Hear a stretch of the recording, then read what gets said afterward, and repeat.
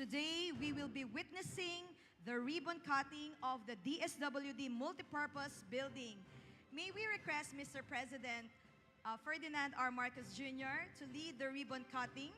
He will be assisted by DSWD Officer in Charge, Undersecretary Eduardo M. Punay, and Attorney Manases Carpio. At the count of 3, 1, 2, 3. A round of applause. Thank you, Mr. President, and congratulations, DSWD.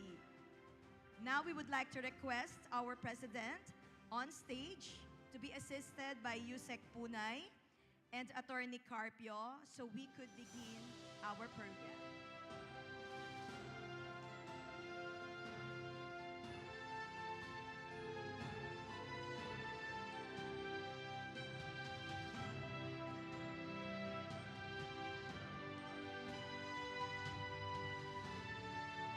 May we request everyone to remain standing for the singing of the Philippine National Anthem, followed by a prayer.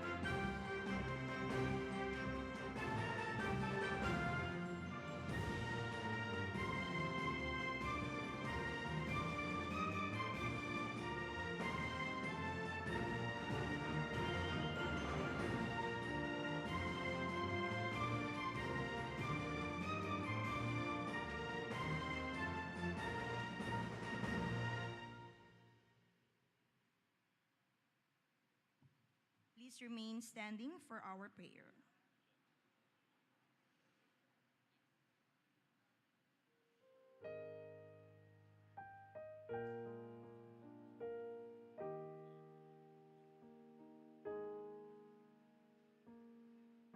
Almighty God, we worship you, we adore you. It is through your great power and love that all things are possible. And it is also through your divine grace and mercy that we continue to feel your unending blessings.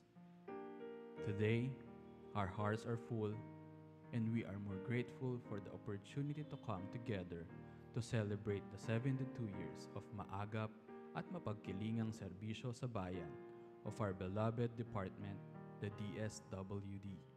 It has always been our pride and honor as angels in red vest to be under the wing of the lead agency in social welfare and development of the country. Lastly, we pray to the Lord to continuously guide us as we fulfill our duties and unite us as we faithfully deliver the most noble task of serving the people in need and putting them ahead of our own. Dahil bawat buhay mahalaga sa DSWD. We ask all this through your mighty name. Amen. Thank you. We may now be seated. To formally begin our program, may we call on the officer in charge of the Office of the Secretary, Social Welfare and Development Undersecretary, Eduardo M. Punay, to deliver his welcome remarks.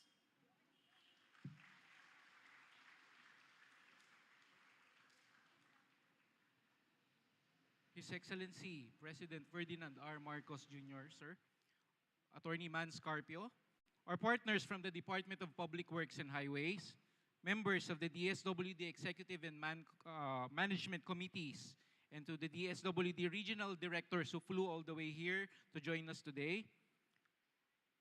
To all the hardworking and dedicated DSWD employees, other guests, ladies and gentlemen, good morning and welcome to DSWD.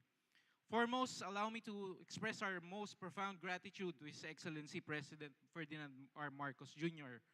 for gracing the celebration of our 72nd founding anniversary, highlighted by today's inauguration and blessing of this multi-purpose building.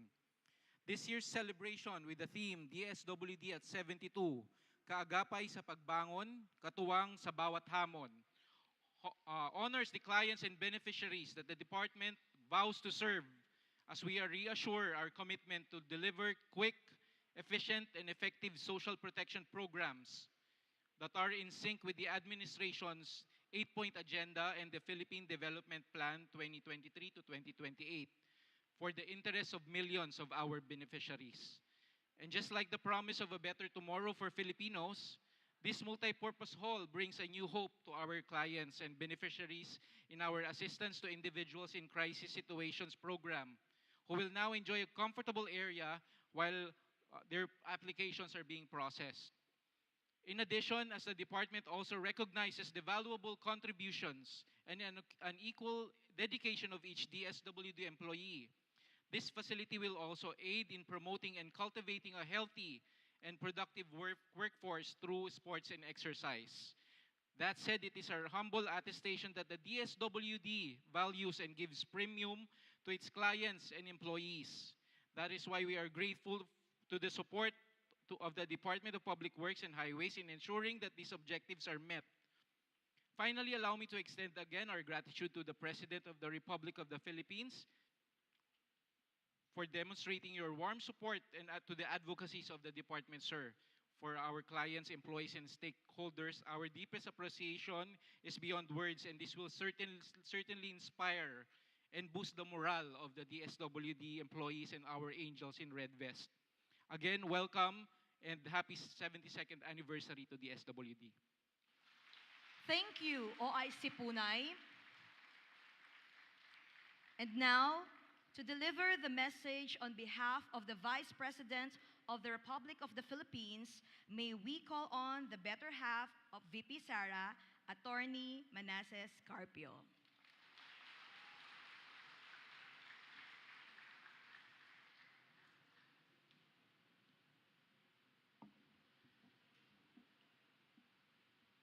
Good morning po.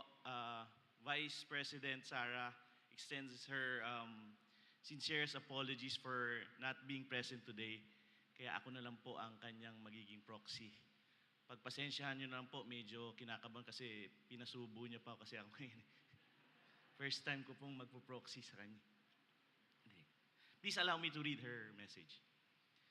His Excellency Ferdinand R. Marcos Jr., President of the Republic of the Philippines, DSWD Officer in Charge Undersecretary Eduardo M. Punay, Engineer Loida S. Busa, Congresswoman Irene Saulog of Kalinga PL Representative, DSWD Undersecretary Maria Salome P. Navarro. Assalamualaikum. Mayong buntag sa inyong tanan. Good morning. My heartfelt congratulations to the entire Department of Social Welfare and Development on your 72nd founding anniversary. I join you in celebrating another milestone in your mandate to uplift the welfare of our disadvantaged kababayan in every region of the country. We acknowledge your invaluable role in our shared task of social empowerment by means of effective programs, projects, and initiatives that advocate for equitable social protection services.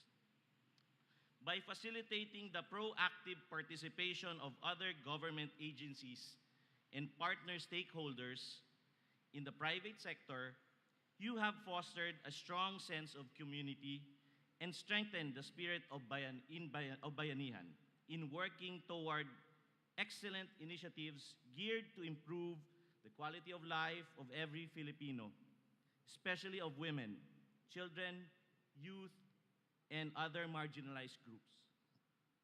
As we gather to witness the successful inauguration and turnover ceremony of your new multipurpose building here at the DSWD Central Office grounds, may we be inspired to renew our commitment to realizing sustainable projects for community development while exemplifying genuine and compassionate service.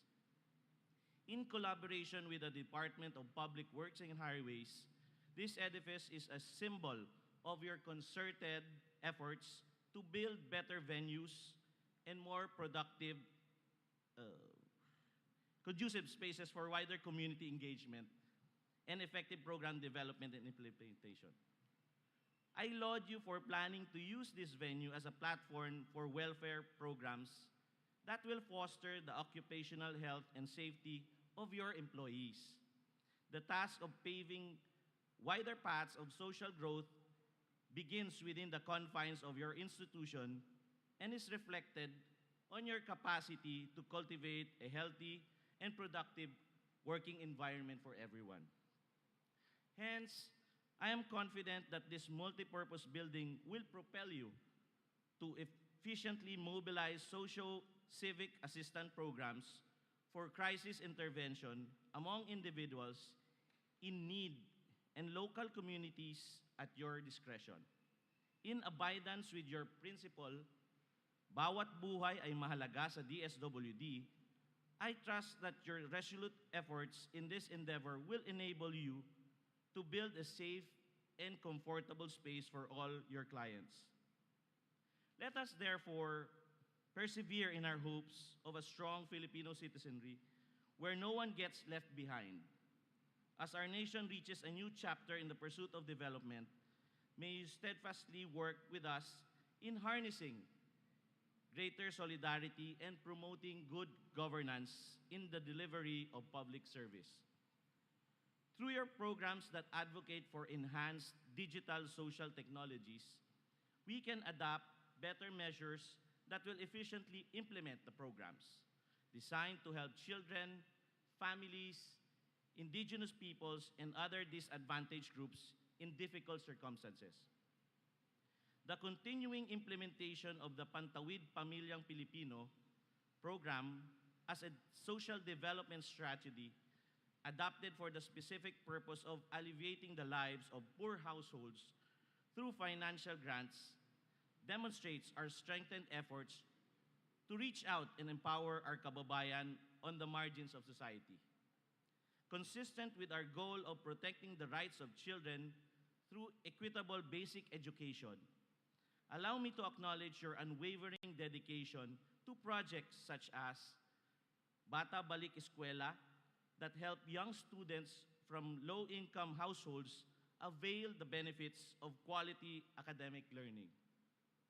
On this note, I urge you to remain resolute in instituting gender and development initiatives as an avenue for empowerment.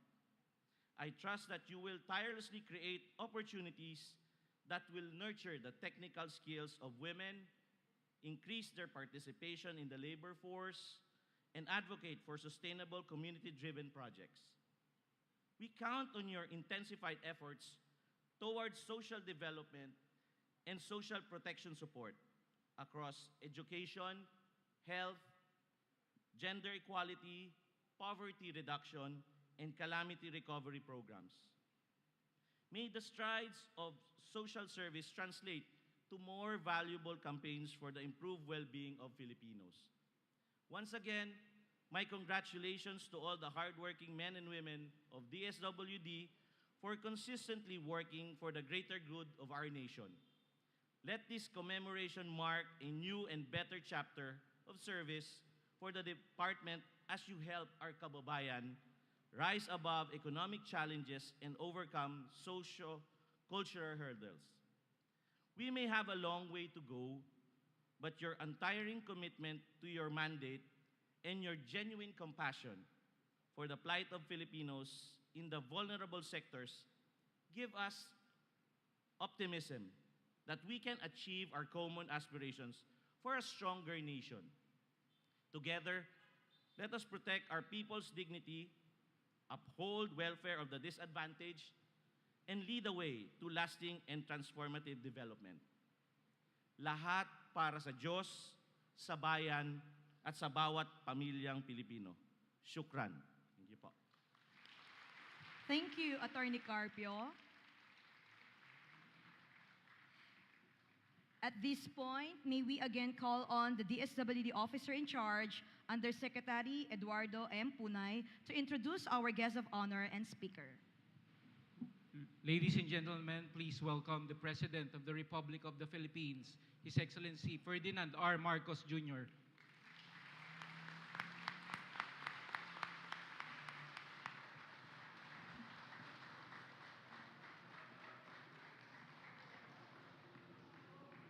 Thank you very much, USEC Ed Punay, for your kind introduction. Please take your seats. Attorney Mans Carpio, who is here in the stead of our Vice President and Secretary of the Department of Education, Vice President Inday Sara, USEC Maria Salome Novaro and other DPWH Undersecretaries, the Quezon City District Engineer Loida Busa, fellow workers in government, other distinguished guests, ladies and gentlemen, good morning.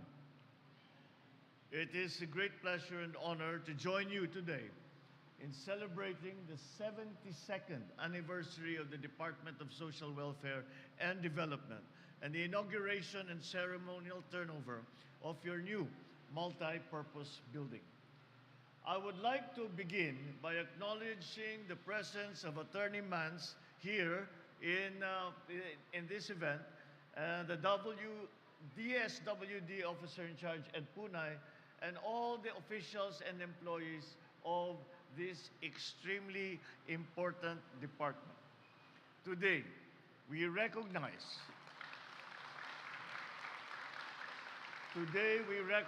and take pride in this institution's stability and reliability. For over 70 years, the DSWD has remained unwavering in your mission to improve the lives of every Filipino, especially those who are in distress, those who are in danger, and those who we can see are disadvantaged. In fact, your dedication has proven vital to the success of this noble institution and this noble work that you do for our people. And that is why I join the entire Filipino people in expressing our gratitude for your continued excellence in rendering public service. Alam ko na kung minsan, ang pakiramdam ninyo dahil kayo ay kung nasaan pinapapunta, na malalayo, na hindi kinikilala ang inyong trabaho. Huwag niyo pong isipin yun. Kinikilala at nagpapasalamat ang madlang Pilipino sa inyong mga ginagawa. And although we do not do it often enough, I must remind you today that you have been, especially in the pandemic, that the DSWD has been the lifeline for millions and millions of Filipino. Ang dami ninyong sa inyong sipag, sa inyong trabaho, ang dami ninyong natulungan. Kung hindi sa tulong ng DSWD, kung hindi sa ating mga ibinigay na tupad, na AIX, na hanggang ngayon ay binibigay pa rin natin, yung 4Ps, kung hindi dyan, ay marami siguro sa ating mga kababayan ang nasawi ng pandemya. Kaya huwag nyo pong iisipin na kahit kayo ay ginagawa lang ninyo ang trabaho ninyo, at kung minsan ay ang pakiramdam ninyo ay walang nakakakita sa inyong ginagawa, kahit walang nakakakita sa inyong nagagawa, nararamdaman ng lahat ang inyong trabaho, ang inyong tulong at ang inyong sakripisyo. Maraming salamat sa inyo. Through your efforts and sacrifices, we have made inroads in reducing poverty, in reducing hunger, and towards achieving upper middle income status by 2025. Maliwanag din sa akin that these same efforts and sacrifices are driven by two things. your faithfulness to service, and a true, genuine love for the Filipino people. Most important qualities that we need in the social programs of our government.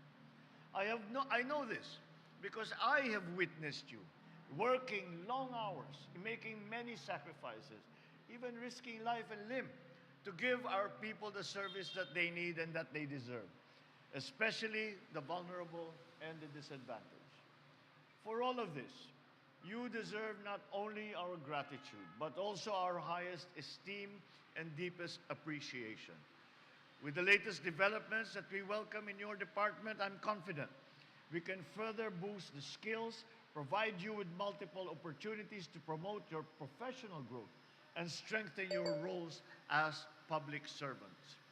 With this new multi-purpose building that we inaugurate today, we will lay the foundations of a competent and dynamic DSWD by providing a venue for employee welfare and wellness programs. The inauguration of this structure underscores the department's commitment to ensure that the occupational health and safety, as well as the general welfare of DSWD employees, are put into the fore. As we look to the future, I enjoin the DSWD once again and all government agencies to ensure that your services reach those in need wherever they may be. People should not need to travel to urban areas to access government services. That is why we must ensure that everyone, everywhere, will have access to all the help and services that they need. Continue calibrating the Pantawid Pamilyang Pilipino program and strengthening the government's social protection initiatives, especially since one of the measures we undertake to address poverty is through the grants that we provide for the health needs of every household and education of our children. In addition to this, I call upon the department to continue to implement the unconditional cash transfer program to provide cash grants to poor households and individuals who do not benefit from the lower income tax rates, but who are adversely affected by rising prices. Let us also enhance the social pension program for indigent senior citizens as a means to augment their daily subsistence and medical needs. And finally, I encourage the DSWD once again, remain steadfast in your commitment to ensuring that more Filipinos will be provided with quality service in the coming years. The work that you do is crucial, and I am assured that with your dedication and hard work, we will continue to make the progress in uplifting the lives of our fellow Filipinos. With you leading the charge in our government social programs, I am confident that we can build a more inclusive and compassionate society that truly cares and respects the life of every single Filipino. Congratulations once again to the DSWD on your 72nd anniversary. You will always remain a shining example of efficient, compassionate, and selfless service to us all in government. Maraming salamat at mabuhay po kayong lahat. Magandang umaga po sa inyong lahat. Thank you very much, Mr. President. Ladies and gentlemen, a round of applause for the President of the Republic of the Philippines. At this point, may we request the President to kindly grant a photo opportunity in 5 batches po. For our first batch, batch 1, may we call on stage the DSWD Execom. Batch 2, please prepare.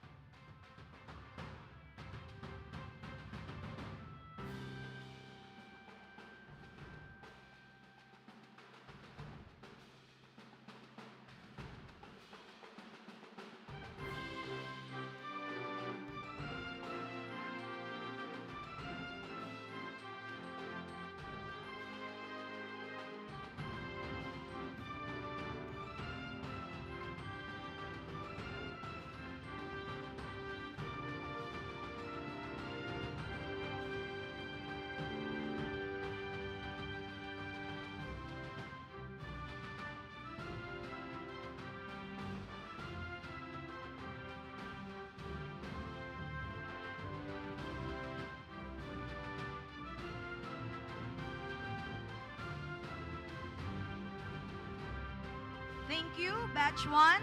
Batch 2, the DSWD Management Committee. You may now proceed on stage. Batch 3, please prepare. Doon po sa left side ang ating exit, our dear Execom. Batch 2, you may now proceed on stage po.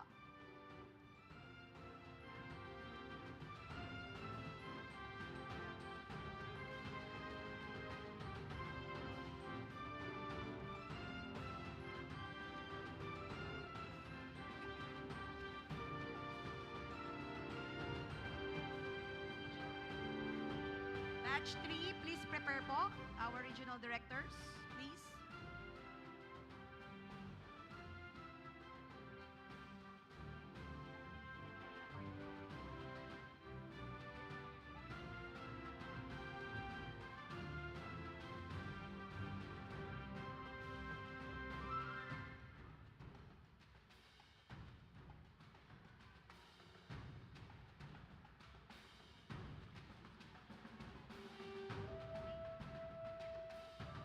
Thank you very much, Batch 2. Batch 3, kindly proceed on stage. Batch 4, please prepare. Our representatives from the DPWH and the Kalinga Party List, please assemble now.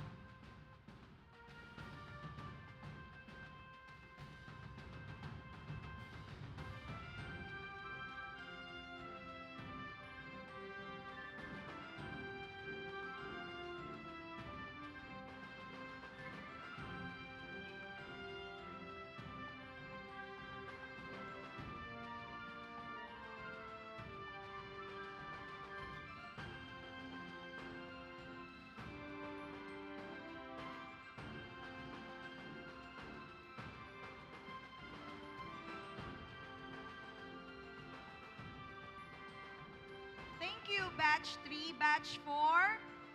Our representatives from the DPWH and the Kalinga Party List, please proceed on stage. Batch 5, please prepare the DSWD Anniversary Committee.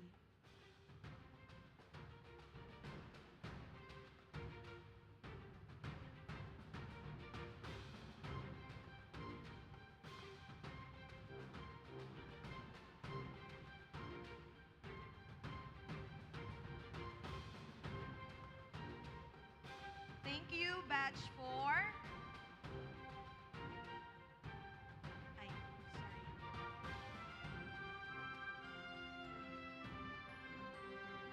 Thank you, Batch 4. Batch 5, the DSWD Anniversary Committee. You may now proceed on stage.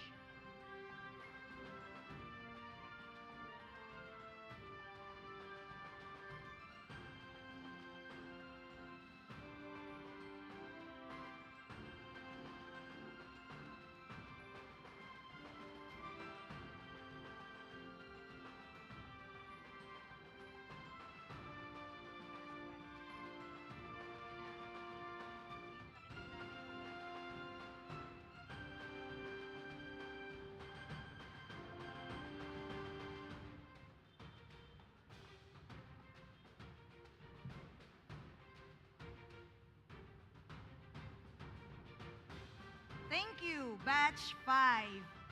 And thank you very much, Mr. President, for accommodating that photo opportunity. And that concludes our program. Once again, ladies and gentlemen, His Excellency, President Ferdinand R. Marcos Jr. Thank you, Mr. President, for leading the 72nd anniversary of the DSWD and the inauguration of the DSWD Multi-Purpose Building.